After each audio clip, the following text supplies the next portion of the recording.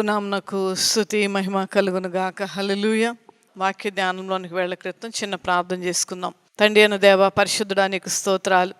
ఈ వాక్య ధ్యానంలో నీ సహాయం దయచేయమని ప్రార్థిస్తున్నాను. ఈ వాక్యము ద్వారా నాతో మాట్లాడము ప్రభువా. మరి వినుచున్నటువంటి ప్రతి ఒక్క బిడ్డతో కూడా మీరు మాట్లాడమని అడుగుచున్నాను. ఈ వాక్యంలో ఉన్న సారాంశమును మేము తెలుసుకొని దాని ప్రకారం మేము నడుచుకుని నాయన అయ్యా, నీ కృప నీ ప్రేమను మేము పొందుకున్నట్టుకు నీ యొక్క సహాయము తోడ్పాటు దయచేయమని యేసయ్య నామమున అడుగుచున్నాను తండ్రి.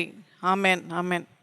యోహానుకు రాసినటువంటి మొదటి పత్రిక మొదటి అధ్యాయములో ఉన్నటువంటి వాక్య ధ్యానమును మనం చేద్దాం. దీనిలో 10 వచనాలు ఉన్నాయి, కానీ ఈ 10 వచనాల్లో చాలా అమూల్యమైనటువంటి విషయాలను యోహాను భక్తుడు రాసి ఉన్నాడు. ఆ యొక్క యోహాను రాయడం అని అంటే ఊరికే రాయలేదు. ఇక్కడ మరి మొదటి అధ్యాయము మొదటి వచనములో మనం ఇక్కడ చూస్తే ఏమని వ్రాయబడి ఉందంటే, మేము దేనిని చూచామో, దేనిని మరి విన్నామో, దేనిని కన్నులారా మేము తిలకించామో, దేనిని మా చేతులు తాకి ఆ అనుభవాలకు మేము వెళ్ళామో దాని గురించి మేము సాక్ష్యం ఇస్తూ ఉన్నాము. అంటే ఎన్ని విధాలుగా యోహాను భక్తుడు ఎంత మరి అద్భుతముగా ఆ యొక్క విషయాలను వర్ణిస్తున్నాడో మనం ఇక్కడ చూస్తాం. ఇక్కడ చదువుకుంటే మనకు తెలుస్తుందండి.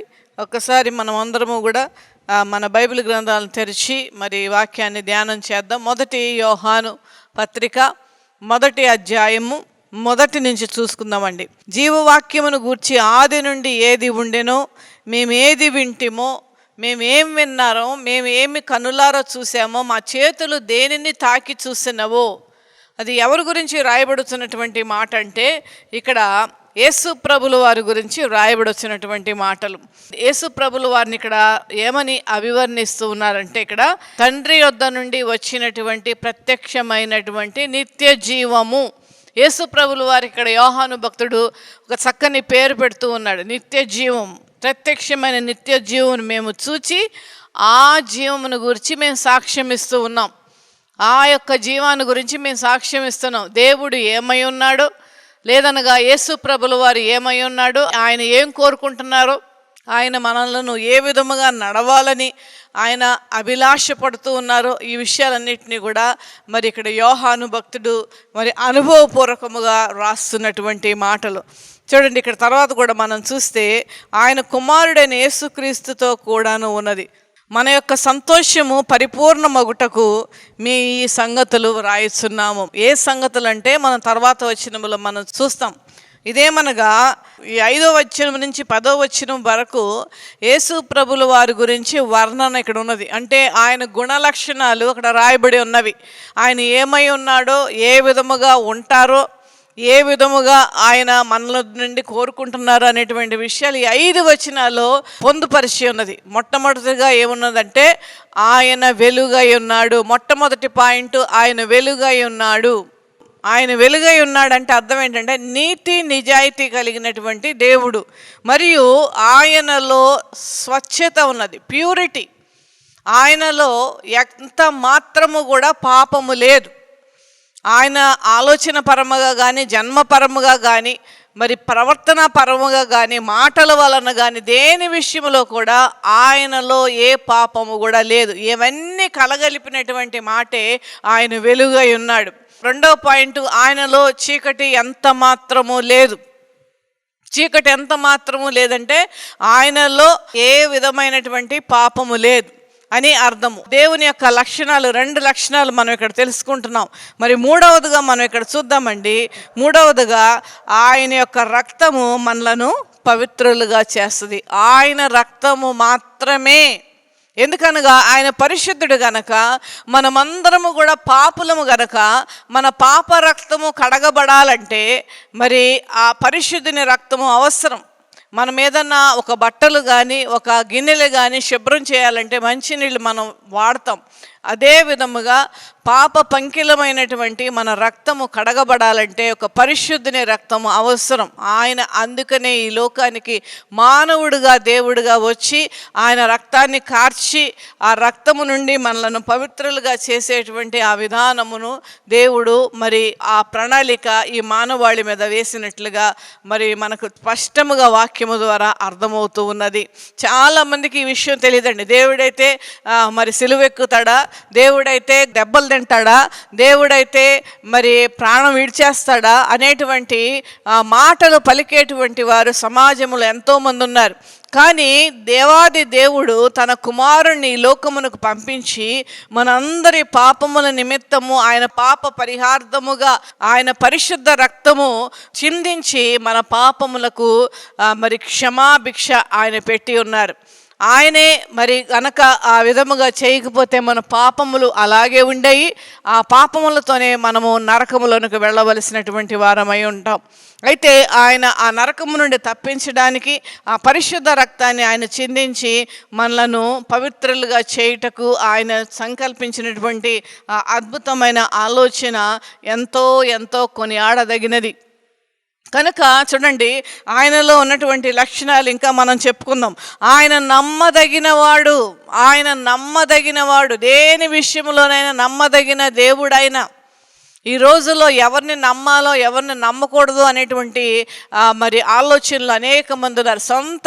సొంత కుటుంబ సభ్యులు కూడా మోసము చేసేటువంటి మరి స్టోరీస్ మనం వింటూ ఉన్నాం. సొంత తోబుట్టువులే మరి ఆ డబ్బు విషయంలో కానీ, మరి పరపతి విషయంలో కానీ, ఇంకోటి విషయంలో మోసము చేస్తూ, పచ్చి మోసాలు చేస్తూ మరి ఎంతకు తెగిస్తున్నారంటే చెప్పలేమన్నమాట.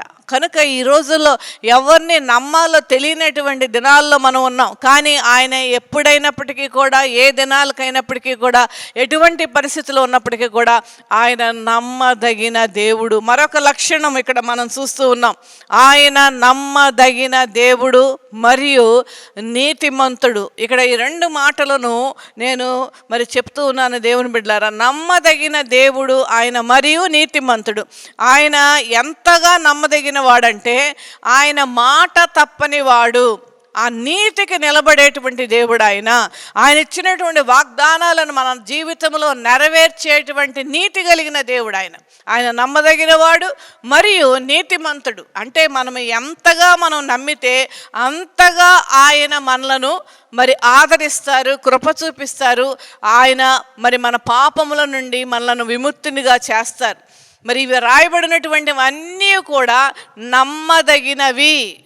ఆయన ఎందుకనగా ఈ మాటలు చెప్పింది మరెవరో కాదు, నీతిమంతుడు అయినటువంటి యేసు ప్రభుల వారు. కనుక ఆయన నమ్మదగిన వాడు, నీతిమంతుడు. తర్వాత పాపములను క్షమించేటువంటి దేవుడు ఆయన. చాలామంది అందరి దేవుళ్ళతో పాటు యేసు ప్రభుల వారు కూడా ఒక దేవుడు, లేదంటే యేసు ప్రభుల వారు కూడా మంచి దేవుడే, లేదంటే యేసు ప్రభుల వారు కూడా అందరి దేవుళ్ళతో సమానమే అనేటువంటి ఆలోచనలు చాలామంది కలిగి ఉంటారు. కానీ అది తప్పని నేను వాక్య ప్రకారం మీకు వివరిస్తూ ఉన్నాను. ఎందుకనగా ఆయన మాత్రమే పాపములను క్షమించగలిగినటువంటి దేవుడు. పాపము లేనివాడే పాపములను క్షమించగలడు. ఆయన జీవిత విధానం ఎక్కడైనా మీరు చూడండి, మీరు సువార్తలలో చదివితే మీకు అర్థమవుతుంది ఆయన జీవితంలో ఎక్కడ కూడా పాపం లేదని. అంతేకాదు ఆయనే మనలను ప్రశ్నిస్తున్నాడు. ఈ లోకములో ఉన్నటువంటి మానవాళిని ప్రశ్నిస్తున్నారు. అదేమనగా, మీలో ఎవరైనా సరే నాలో పాపం ఉన్నదని స్థాపించగలరా? ఎంత ఛాలెంజింగ్ క్వశ్చన్ వేస్తున్నారండి సమాజమునకు దేవుడు. మీలో ఎవ్వరు కూడా, ఏ మానవుడు కూడా, ఈ భూమి మీద ఉన్నటువంటి ఏ మానవుడు కూడా ఆయనలో ఉన్న పాపం ఉన్నదని స్థాపించలేడు, స్థాపించజాలడు. ఎంతోమంది మరి ఆర్ఆర్కే మూర్తి గారు వాక్యములలో తప్పు పట్టాలని వాక్యములు చదువుతూ ఆయన అద్భుతముగా యేసయ్య దేవుడని, యేసయ్య లోకరక్షకుడని ఆయన అర్థము చేసుకుని ఆయన సమస్తాన్ని కూడా విడిచిపెట్టి మరి యేసు ప్రభుల వారిని సొంత రక్షకుడుగా అంగీకరించారు. ఈ విధముగా అనేక మంది ఉన్నారు తప్పు పట్టాలని వాక్యము చదివినటువంటి వారు. ఆయన ఒక మాట అన్నారండి, నేను వాక్యములో తప్పు పట్టాలని నేను వాక్యము చదువుతూ ఉంటుంటే నాలో ఏమి తప్పు ఉన్నదో అనేటువంటిది ఆయన ఆ వాక్యములో చూపించారు అనేటువంటి అద్భుతమైన స్టేట్మెంట్ ఆయన ఇచ్చారు. ఎందుకనగా వాక్యములో మనం ఏమి తప్పులు చేస్తున్నాము, మనం ఏం పాపాలు చేస్తున్నాము, ఏమి అతిక్రాలు మనం చేస్తున్నాము అనేటువంటిది వాక్యము మనకు స్పష్టముగా మనకి తెలియజేస్తూ ఉంటుంది. కనుక మనం స్థాపించలేము. ఎందుకనగా ఆయనలో లేనిది ఎలా స్థాపించగలం మనం? ఆయనలో పాపము లేదు. పాపము లేనటువంటి ఆ లోకరక్షకుడు రక్తమే మనందరి పాపముల నుండి పవిత్రులుగా చేస్తుంది. మరొక లక్షణం ఇక్కడ చూద్దామండి. సమస్తమైన దుర్నీతి నుండి మనలను పవిత్రులుగా చేయును. దుర్నీతి అంటే అర్థం ఏంటంటే దుర్మార్గముగా ప్రవర్తించేటువంటి వారు, దుర్మార్గముగా మాట్లాడేటువంటి వారు, దుర్మార్గముగా జీవించేటువంటి వారు, వాటన్నిటి నుండి కూడా రక్షించేటువంటి దేవుడు ఆయన మాత్రమే. దాని నుండి విడుదలనిచ్చేవాడు ఆయన మాత్రమే. సమస్తమైన దుర్నీతి నుండి మానవుడు ఎన్ని విధాలుగా పాపము చేస్తాడో వాటన్నిటి నుండి విడిపించగలిగినటువంటి దేవుడు ఆయన మాత్రమే. ప్రభునామమున మహిమ కలుగునుగాక. ఎంత అద్భుతమైనటువంటి లక్షణాలను మనము దేవునిలో చూస్తూ ఉన్నామో చూడండి దేవుని బిడ్డలారా. ఇంత అద్భుతమైన లక్షణములు మరి యేసు ప్రభుల వారిలో ఉన్నవి. అదే మరి యోహాను భక్తుడు ఇక్కడ తెలియజేస్తున్నటువంటి మాట. ఆయనలో ఉన్నటువంటి లక్షణాలన్నీ కూడా మేము విన్నాము, మేము చూసాము, మా చేతులు తాకి చూసినవి అని ముందుగానే ఆయన గురించి చెప్పక ముందే ఇక్కడ 1వ అధ్యాయం 1వ వచనాల్లో అదే వ్రాయబడి ఉన్నది. తండ్రి యొద్ద నుండి ప్రత్యక్షమైనటువంటి ఆ యొక్క నిత్య జీవము. ఇక్కడ యోహాను భక్తుడు దేవునికి కొత్త పేరు పెడుతూ ఉన్నారు. నిత్య జీవము, నిత్య జీవాన్ని ఇచ్చేటువంటి యేసు ప్రభుల వారు. ఎందుకనగా ఆ విషయం కూడా చాలా చోట్ల యోహాను సువార్తలో కూడా యోహాను భక్తుడు నిత్య జీవము గురించి పదే పదే రాస్తారు. అందుకనే మరలా ఇక్కడ రాసినటువంటి యోహాను రాసిన మొదటి పత్రికలో కూడా ఆ నిత్య జీవాన్ని మేము చూసాం. నిత్య జీవం ఏం చేసిందో మేము కనులారా చూచాము. ఆయన ఏం మాట్లాడాడో మా చెవులారా మేము విన్నాం. మా యొక్క చేతులు ఆయనను తాకి చూసినవి. ఏమి కన్నామో, ఏమి విన్నామో, ఏమి చూసామో అనేటువంటిది ఆ యోహాను భక్తుడు యేసు ప్రభుల వారి గురించి సాక్ష్యం ఇస్తూ ఉన్నాడు. 7 లక్షణాలు కలిగినటువంటి, అంటే ఈ యొక్క పర్టిక్యులర్ అధ్యాయములో 7 లక్షణాలు కలిగి ఉన్నటువంటి దేవుడని ఇక్కడ మనకు తెలుస్తూ ఉన్నది. అయితే దేవుడు మనలను ఏం చేయమంటున్నాడు అనేటువంటి విషయము కూడా మనము ఖచ్చితంగా తెలుసుకోవాలి. ఎందుకంటే అది కూడా ఇక్కడే ఈ అధ్యాయంలోనే రాయబడి ఉన్నది. మనల్ని ఏం చేయమంటున్నాడు? ఖచ్చితంగా మనం ఈ కార్యాలు లేదంటే ఈ పనులు మనం చేయాలి. అదేం చేయమంటున్నాడో మనం ఇక్కడ ఒక్కసారి చూద్దామండి. మనము చీకటిలో నడవకూడదు. అంతకుముందు మనం ఏం చదివాం? ఆయన వెలుగై ఉన్నాడని చదివాం. ఆయనలో ఉన్నటువంటి మొదటి లక్షణం. 2వ లక్షణము ఆయనలో చీకటి ఎంత మాత్రము లేదు అని రాయబడి ఉన్నది. అయితే చూడండి, మనము చీకటిలో నడవకూడదు అంటే అర్థం ఏంటంటే అసత్యముగా మనము జీవించకూడదు, అవినీతిగా మనము జీవించకూడదు, దుర్మార్గతతో మనం జీవించకూడదు, అబద్ధాలు ఆడుతూ మనం జీవించకూడదు. చీకటిలో నడవకూడదు అంటే ఇదే అండి అర్థం. ఇవన్నీ కూడా మనం చేయకూడదు. అందుకనే మనం ఏం చేయాలనేటువంటిది ఇక్కడ స్పష్టముగా 4 విషయాలు రాయబడినటువంటి విషయాలు మనం చూద్దామండి. మొదటగా మనం చీకటిలో నడవకూడదు. రెండవదిగా మనం ఇక్కడ చూద్దామండి, వెలుగులోనే నడవాలి. చీకటిలో నడవకూడదు అని అంటే ఏంటంటే, మరలా చెప్తూ ఉన్నాను, మనం అవినీతిగా జీవించకూడదు, అబద్ధాలు ఆడుతూ జీవించకూడదు. మరి నీతిగా మనం బ్రతకాలి. నీతి కలిగిన మాటలే మనలో ఉండాలి. నీతిగల ప్రవర్తనే మనం కలిగి ఉండాలి. అంతేకాకుండా మనము ఏమాత్రము కూడా ఆ విధమైనటువంటి జీవితం జీవించకుండా వెలుగులో నడవాలి. చీకటిలో నడవకూడదు. రెండోది వెలుగులో నడవాలి. వెలుగులో నడవడం అంటే అర్థం ఏంటంటే దేవుడు మనకు చూపించిన ఆ నీతి మార్గములో నడవాలి. ఆ యొక్క నిజాయితీ కలిగినటువంటి మార్గములో మనం నడవాలి. పాపము లేనటువంటి జీవితం మనం కలిగి ఉండాలి. అది వెలుగులో నడవడం అంటే.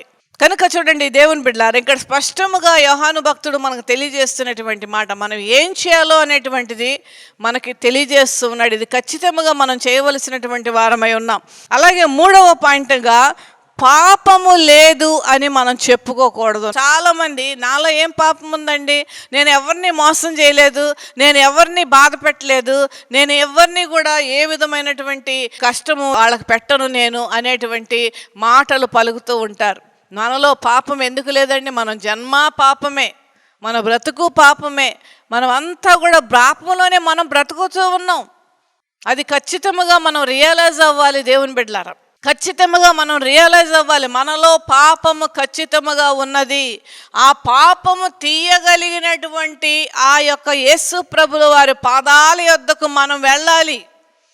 మనం అలా బతికేస్తే కుదరదండి. ఎందుకనగా మనం అలాగే బ్రతుకుతూ ఉంటే అపవాది మనలను, మన జీవితమును అస్తవ్యస్తం చేసేస్తుంది, విచ్ఛిన్నం చేసేస్తుంది, భయంకరమైనటువంటి శోధనలోనికి పడేస్తుంది. కనుక మన పాపములను మనం ఒప్పుకోవాలి. మన పాపములను ఒప్పుకోవాలి. ఎవరి దగ్గర ఒప్పుకోవాలి? ముందుగా దేవుని దగ్గర ఒప్పుకోవాలి. ఆ తర్వాత ఎవరి దగ్గర మనం పాపం చేసామో వాళ్ళ దగ్గరికి కూడా వెళ్ళి మనము ఖచ్చితంగా మన పాపాలను ఒప్పుకోవాలి. మరి పరలోకమందున్న ప్రార్థనలో యేసు ప్రభువు వారు అదే కదండి తెలియజేశారు. మా ఎడల అపరాధం చేసిన వారిని మేము క్షమించి ఉన్న ప్రకారము మా అపరాధాలను మీరు క్షమించు ప్రభువా అని మన ప్రార్థన చేయమని యేసు ప్రభుల వారు మనకు నేర్పించారు. మన ఎడల మనం చేసినటువంటి పాపాలు మరి క్షమించమని మనం అడిగితే, లేదంటే మనము ఇతరుల పాపములను మన ఎడల క్షమించితేనే మన పాపములు క్షమించబడతాయి. మన ఎడల ఎవరన్నా తప్పు చేస్తుంటే వాళ్ళను క్షమించిన తర్వాతే దేవుని వద్దకు వెళ్ళి మనం క్షమాపణ అడగాలండి. చాలామంది ఏం చేస్తారంటే మనకి ఇగో వచ్చేసేసి వాళ్ళ దగ్గరికి వెళ్ళి ఏంటి ఒప్పుకునేది, దేవుడి దగ్గర ఒప్పేసుకుంటే సరిపోద్దులే అని దేవుడి దగ్గర ఒప్పేసుకుంటాం. కానీ వాళ్ళ దగ్గర ఒప్పుకోవడానికి మనం ఇష్టపడం. మనం అహం అడ్డు వస్తుంది మనకి, మనం తక్కువైపోతామేమో అని అనుకుంటూ ఉంటాం. ఆ విధమైనటువంటి ఆలోచన దేవునికి వ్యతిరేకమైనది. దేవుని బిడ్డలారా, ఆ రకమైనటువంటి ఆలోచన దేవునికి వ్యతిరేకమైనది. గమనించండి దేవుని బిడ్డలారా, గమనించండి. మనం పాపము లేదని మనం చెప్పుకోకూడదు. అంతేకాదు నేను ఈ తప్పు చేశాను ప్రభువా అని మనం ఒప్పుకోవాలి. ఆదాము ఏం చేశాడండి? ఒక్క మాట అన్న పలికాడా? నేను తప్పు చేశాను తండ్రి అన్న మాట అన్నాడా ఆదాము? ఆదాముతో దేవుడు మాట్లాడుతున్నంతసేపు కూడా ఒక్క మాట, నన్ను క్షమించు తండ్రి అనేటువంటి మాటను ఒక్క మాట ఆదాము పలకలేకపోయాడు. ఏదో పొరపాటు జరిగిపోయింది మా ఎడల అనేటువంటి మాటను పలకలేకపోయాడు. మేము తప్పు చేశాం అనేటువంటి మాటను తండ్రితో పలకలేకపోయాడు. నీ ఆజ్ఞను మేము అతిక్రమించాం, సర్పం మాట విన్నాం మేము అనేటువంటి ఆ మాటను తండ్రితో అనలేకపోయాడు. అక్కడ ఆదాము ఏం చేశాడండి? ఆదాము అతని పాపమును కప్పుకున్నాడు. కప్పుకున్నాడంటే అర్థం ఏంటంటే దేవుని వద్దకు వచ్చి నేను తప్పు చేశాను అనేటువంటి మాటను ఒప్పుకోలేదు. దేవుడు మాట్లాడుతున్నంతసేపు కూడా అనవసరమైనటువంటి సమాధానాలు ఇచ్చాడు, కానీ తండ్రి తప్పైంది నన్ను క్షమించయ్యా అన్నటువంటి మాటను పలకలేదు. కనుకనే ఇక్కడ యోహాను భక్తుడు కూడా స్పష్టంగా తెలియజేస్తుంది ఏంటంటే మన పాపములను మనము ఆయన సన్నిధిలో ఒప్పుకోవాలి. మన పాపములను ఆయన పాదాలు పట్టుకొని క్షమించమని మనం అడగాలి. క్షమించగలిగిన దేవుని వద్దకు వెళ్ళి మనం అడగాలి. అడిగితే ఆయన మన పాపములను క్షమిస్తాడు. ఇక్కడ చూద్దామండి, పాపము ఒప్పుకున్నటువంటి వ్యక్తి కరెక్ట్గా చెప్పాలంటే దావీదు భక్తుడే. దావీదు బెహర్షెబాతో పాపము చేసినప్పుడు నాతాను ప్రవక్త వచ్చి నువ్వు తప్పు చేసావు, దేవునికి వ్యతిరేకముగా నువ్వు తప్పు చేసావనంటే రాజంతటి వాడైనప్పటికీ కూడా వెంటనే ఒప్పుకున్నాడు. ఒప్పుకోవడం కాదండి, ఉట్టిగా ఒప్పుకోలే. ఎంత అద్భుతముగా ఒప్పుకున్నాడంటే 7 దినాలు ఉపవాస ప్రార్థన చేస్తూ నేల మీద రాజయ్య ఉండే సింహాసనం మీద కూర్చునేటువంటి వ్యక్తి నేల మీద పడుకొని కన్నీళ్లలో మునిగి తేలాడంటండి. కన్నీళ్లతో అతని పనివారు కానీ మంత్రులు కానీ అతని భార్య వద్ద కానీ అందరి ముందు కూడా అతను నేల మీద పడుకొని అన్నం తినకుండా, నీళ్లు తాగకుండా, కనీసము తల కూడా దూకోకుండా 7 దినాలు ఉపవాసం ఉండి ప్రార్థన చేసి రాసినటువంటి కీర్తనే. ప్రతి దానికి కూడా మరి దావీదు ఒక కీర్తన రాస్తాడండి. ఆ కీర్తనే 51వ దావీదు కీర్తన. అయ్యా, నేను నీకే వ్యతిరేకముగా పాపము చేశాను కనుక నీ సన్నిధిలో నుండి నన్ను తోసివేయద్దయ్యా, నన్ను క్షమించు తండ్రి. అద్భుతముగా ఉంటుంది. నీకు వ్యతిరేకముగా నేను పాపం చేశాను, నీ ఎదుట నేను చెడుతనము చేసి ఉన్నాను, ఇక ముందు నేను నీ యొక్క కుమారుడు అనిపించుకోవడానికి అర్హత నాకు లేదు. ఎప్పటి వరకు లేదంటే నువ్వు నన్ను క్షమించే వరకు కూడా నాకు లేదు ఇది అని బతిమలాడుచు దేవా నీ కృప చొప్పున నన్ను కరుణించుము, నీ వాత్సల్య బాహుళ్యము చొప్ప నా అతిక్రమములను తుడిచివేయము. ఎందుకనగా అతిక్రమములను తుడిచివేయగలిగిన దేవుడు ఆయన మాత్రమే. పాపములను క్షమించే దేవుడు ఆయన మాత్రమే. పాపాలను తుడిచివేసే దేవుడు ఆయన మాత్రమే. కనుకనే దావీదు భక్తుడు అద్భుతముగా ఆ తండ్రితో మాట్లాడుచు రాసినటువంటి కీర్తన 51వ కీర్తనను మీరు ఒకసారి చదువుకోండి. ఏ విధముగా క్షమాపణ తండ్రి వద్ద మనం అడగాలో మనం నేర్చుకోవచ్చు ఆ కీర్తన ద్వారా. ఏ విధముగా తండ్రిని వేడుకోవాలో ఆ కీర్తన ద్వారా మనం నేర్చుకోవచ్చు. తండ్రిని ఏ విధముగా బతిమలాడాలలో ఆ కీర్తన బట్టి మనం తెలుసుకోవచ్చు. 51వ కీర్తన అందరూ కూడా మరలా చదవండి. నీకు మనవి చేస్తూ ఉన్నాను ఆ యొక్క వాక్యాన్ని చదవమని. నాకు రక్షణ ఆనందం పోగొట్టుకున్నాడండి. పాపముతో నిండినటువంటి అతని బ్రతుకు ఏమనిపిస్తూ ఉన్నదంటే, నువ్వు నాకు ఇచ్చిన రక్షణ నేను పోగొట్టుకున్నానేమో, మరలా అది నాకు దయచేయి ప్రభువా, నా పాపములను క్షమించయ్యా, నా అతిక్రమములను తుడిచివేయమయ్యా, నా దోషములను నీవు క్షమించయ్యా. పాపకు సంబంధించినటువంటి 4 మాటలు కూడా ఇక్కడ పలుకుచూ ఉన్నాడు. పాపము, అపరాధము, అతిక్రమము, దోషము, ఈ 4 కూడా పలుకుతూ మాట్లాడుచున్నటువంటి మాట. లేదనగా దేవుని యొక్క పాదాలు పట్టుకొని ప్రార్థన చేస్తున్నటువంటి కీర్తనది. ఆ విధముగా మనము పాపములను ఆయన దగ్గర ఒప్పుకుంటే ఆయన ఏం చేస్తాడంటే సమస్తమైన దుర్నీతి నుండి మనలను పవిత్రులుగా చేయును. ప్రభునామన మహిమ కలుగును గాక. సమస్తమైన దుర్నీతి నుండి ముందుగా దేవుడు క్షమిస్తాడంటండి. ఏమీ చేయవలసిన పని లేదు. ముందుగా మనం తప్పు చేశాము అని రియలైజ్ అవ్వాలి. రెండవది క్షమించగల దేవుని వద్దకు వెళ్ళి క్షమించమని అడగాలి.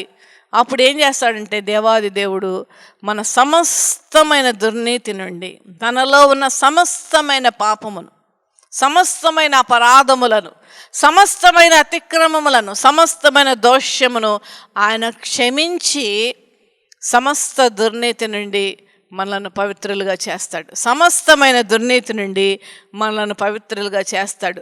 అప్పటి వరకు కూడా మనం అపవిత్రమైనటువంటి వారమే. ఏదో నదిలోకి వెళ్ళిపోయి స్నానం చేసినంత మాత్రం అపవిత్రత పోదు. ఏదో ఇక్కడికో వెళ్ళి ఏదో చేయటం వలన, అది చేయటం వలన, ఇది చేయటం వలన ఆ యొక్క అపవిత్రత మనం పోగొట్టుకోలేం.